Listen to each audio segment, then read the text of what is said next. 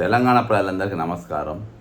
ఈరోజు తెలంగాణ రిటైర్డ్ ఉద్యోగుల యొక్క వీర బాట, పోరాట బాట, ఉద్యమ బాటలో భాగంగా ఈరోజు వాళ్ళ హక్కులు వాళ్ళు సాధించుకోవడానికి వాళ్ళు మరొక అడుగు ముందుకేసి అన్ని సంస్థల తలుపులు తట్టినరు.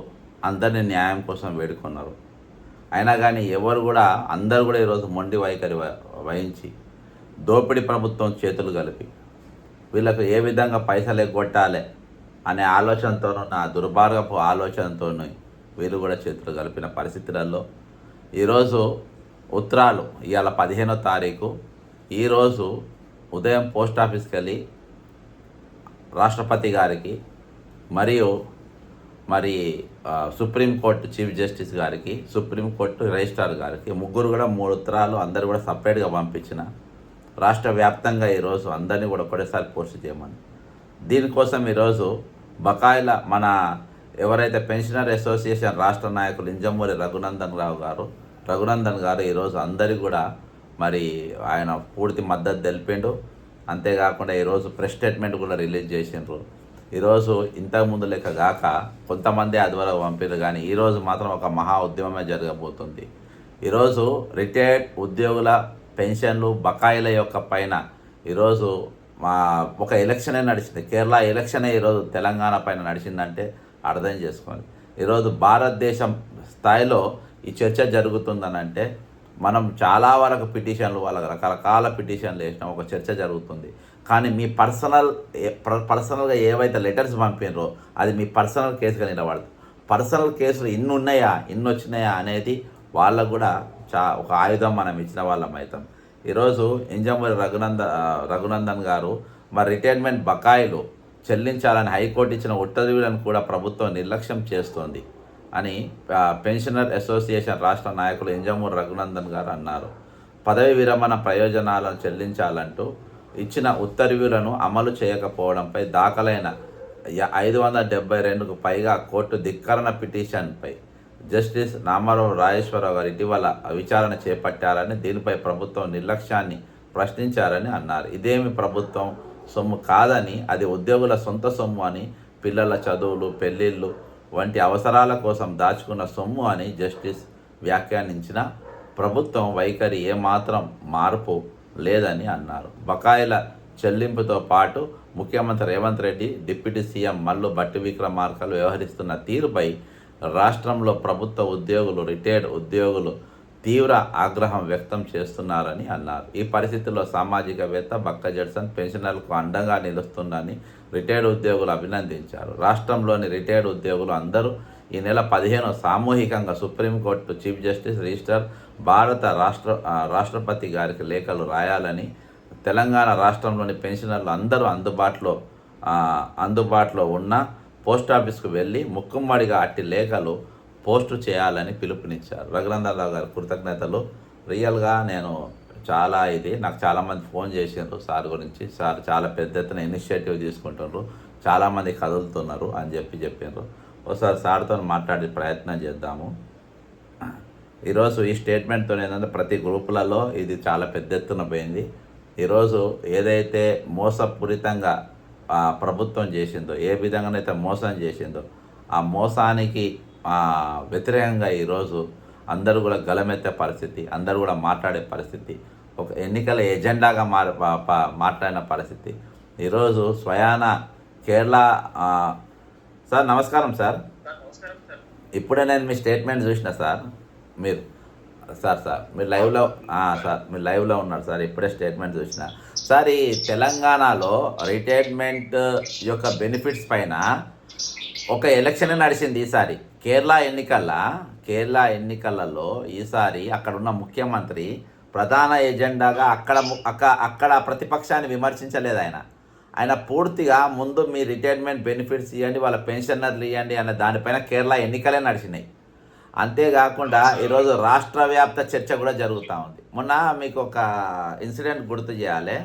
నేను మన ఏప్రిల్ 8వ తారీఖు రాష్ట్రపతి గారి కార్యదర్శిని కలిసి రీప్రజెంటేషన్ ఇచ్చినప్పుడు ఆయన మాట అన్నాను నాతోని, వీళ్ళ బెనిఫిట్స్ ఇవ్వలేదా అంటే ఇవ్వలేదన్న, మరి కోర్టుకు పోవద్దా అని అన్నాడు. కోర్టుకు పోయిండ్రని చెప్పిన.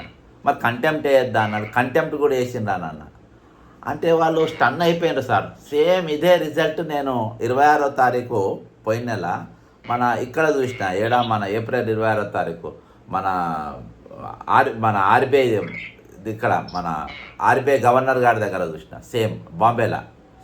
సార్ ఏంది సార్ ఇప్పుడు ఇది మీరు అంటే ఇంతగానం ఉద్యమం చేస్తున్నా మీ సర్వీస్లా ఇటువంటి ఎప్పుడైనా ఎదుర్కొన్నారా, ఇటువంటి ఎప్పుడైనా జరిగిందా అనేది? ఇంతవరకు ఇలాంటి పరిస్థితి ఏ గవర్నమెంట్ లో లేదు సార్. ఇప్పుడు ప్రతిదానికి ఆయన ఏమంటుండంటే గత ప్రభుత్వం ఇవన్నీ మా మీద పెట్టిపోయిందనంటే, ఈ కాంగ్రెస్ పార్టీ కూడా ఎన్నికలలో మేము 61 సంవత్సరాల వయసు ఏజ్ పెంచుతాం రిటైర్మెంట్ చేయని కూడా మేనిఫెస్టోలో పెట్టారు. ఆ విషయం ఆయన మర్చిపోయినట్టుంది. అంటే మీరు అప్పుడే అధికారం వస్తే మీరు ఇచ్చేవాళ్ళు కదా 61. అంటే ఈ వాళ్ళు టీఆర్ఎస్ గవర్నమెంట్ ఏజ్ పెంచడం వల్ల మా మీద పెట్టిపోయింది అనేది శుద్ధ అబద్ధము. వీళ్ళు రిటైర్ అయిన ఉద్యోగికి వెంటనే వాళ్ళు దాచుకున్న సొమ్ములు వాళ్ళ డబ్బులు అనేది కూడా మన హైకోర్టు చీఫ్ జస్టిస్ గారు వ్యాఖ్యానించారు. అవి వాళ్ళ డబ్బులు మీ డబ్బులు కావు అని చెప్పి అవి వెంటనే కనీస బాధ్యత గవర్నమెంట్ది. ఇప్పుడు అవి ఇవ్వకుండా ఏవేవో కారణాలు చెప్పి డబ్బులు లేవు నన్ను కోసుకోండి, లేవు నన్ను నమ్మతలేరంటే ఒక రాష్ట్ర అధినేతవు నువ్వు, నీ పరువు నువ్వే తీయడం కాదు, రాష్ట్రం పరువే తీస్తున్నావు నువ్వు. అంతే కదా sir. You are to the rule the government. ఎందుకంటే నువ్వు కదా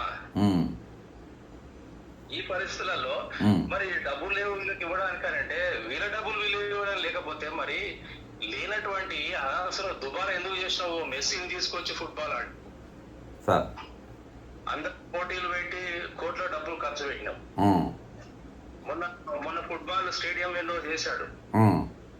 ఈ మూసీ ప్రాజెక్ట్ అని చేస్తున్నాడు, వాళ్ళందరినీ కూడా నిర్వాసితులను చేస్తున్నాడు. మొత్తం ఇల్లు కూడగొట్టి అవన్నీ కూడగొట్టి. అంటే ఏది చేయాలో ఏది చేయకూడదో, ఏది ఆగలేని వానికి అన్నం పెట్టకుండా నేను ఏవో చేస్తా పంచముక్ష పరమాన్నాలు నేను తయారు చేస్తున్నా అని చెప్తే ఇది ప్రజలను మోసం చేయడం సార్. ఇది ఎంత ఉద్యోగులు 35 సంవత్సరాలు వాళ్ళు కష్టపడి పనిచేసి ఈ దేశ ప్రజలకు సేవ చేసినటువంటి వాళ్లకు వాళ్ళ కష్టార్జితమైనటువంటి సొమ్మును ఈ విధంగా సంవత్సరాల తరబడి ఇవ్వకుండా నాటడం అంటే ఎంతో మంది చనిపోయారు. ఇప్పటికి దాదాపు 87 మంది చనిపోయారు.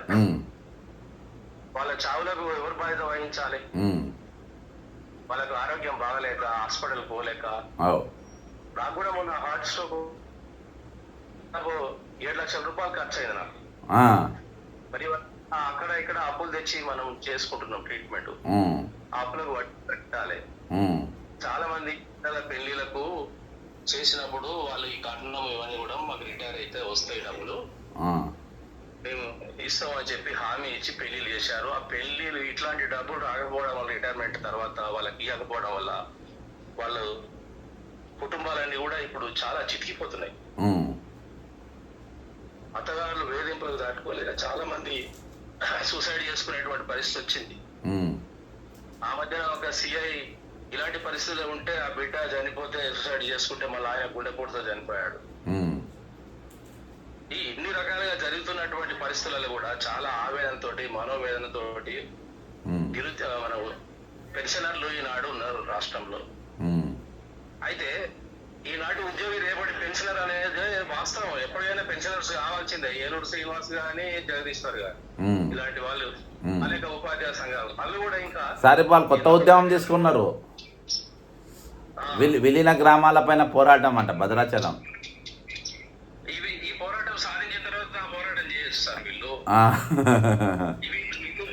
ఇవి వదిలిపెట్టి ఎక్కడో పోతున్నాయంటే అంటే వీళ్ళు చేసేది ఎట్లున్నాయంటే అసలు వాళ్ళు మాట్లాడడానికి వాళ్ళకు నోరే సరిగా వస్తలేదు, ఎత్తడం లేదు, నోరు ఎత్తడం లేదు. ఎందుకు ఈ నిస్తేజంగా ఇట్లా అయిపోయారో అర్థమైతలేదు. టిఆర్ఎస్ ప్రభుత్వంలో ఒక రకంగా ఉండే ఈ ప్రభుత్వంలో ఒక రకంగా ఉంది. కాకపోతే గవర్నమెంట్ పిలుస్తుంది, మాట్లాడుతారు, కలుస్తారు, చేస్తారు. అంత మేరకే సంతోషపడితే కాదు కదా.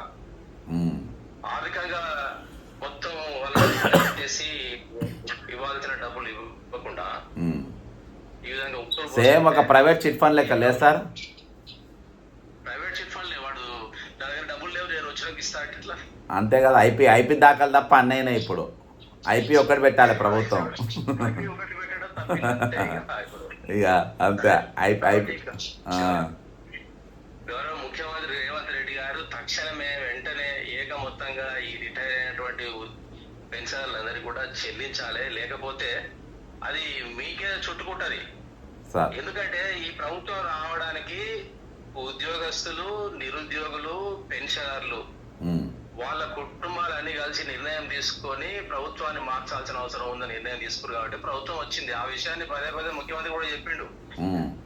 మరి ఈ నిర్ణయం మళ్ళీ ఇప్పుడు ఎన్నికలలో తీసుకునేటువంటి పరిస్థితి వాళ్ళు తెచ్చుకోవద్దు అనేటువంటి మన యొక్క విజ్ఞప్తి.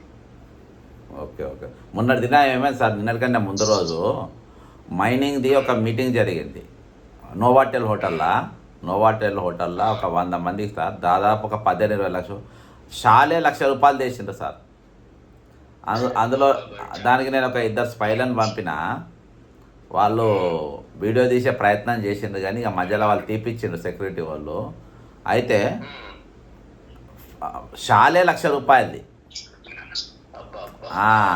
టోటల్ ఒక 15 లక్షల రూపాయల ఖర్చు నీళ్ళల్లో పోసింది. అంటే నేను అటువంటి రోజు ఎన్ని జరుగుతున్నాయి, ఎన్ని అవుతున్నాయి, ఎన్ని పైసలు పోతున్నాయి, ఉద్దేశపూర్వకంగానే ఇస్తలేరు సార్. ఇది కావాలని కాదు, పెద్ద పనే కాదు, 10,000 కోట్లు. ఇది not at all A matter for a state. డబ్బులు కాదు, డబ్బులు వాళ్ళు వేడి ఖర్చు పెట్టారు, వారికి ఖర్చు పెడుతున్నారు. వీళ్ళు ఏం చేస్తారు అనేటువంటి ఒక నిర్లక్ష్యం ఉంది. అయితే సార్ ఇందులో ఒక ప్రొవిజన్ ఉన్నది సార్. నాకు సెంట్రల్ గవర్నమెంట్ నేను పోయినప్పుడు నాకు చెప్పాను, నేను గతంలో కూడా చెప్పిన, దీంట్లో కొంచెం నేను తవ్వకాలు డీప్గా పోతే గవర్నమెంట్ ఎంప్లాయీ, మన స్టేట్ గవర్నమెంట్ అయినా సెంట్రల్ గవర్నమెంట్ అయినా వాళ్ళ ఎంప్లాయ్మెంట్ యొక్క బకాయిలు ఏవైతే ఇయ్యకుంటే రాష్ట్రపతి గారు ఇందులో ఇన్వాల్వ్ కావచ్చు.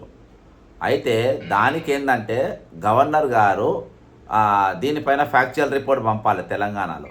నేను పోయిన గవర్నర్ గారికి ఇచ్చిన, ఈ గవర్నర్ గారికి నేను ఎందుకు మన ఉత్తరాన్ని ఎందుకు పెడుతున్నామో నేను దాని రీజన్ చెప్పాలి కదా సార్.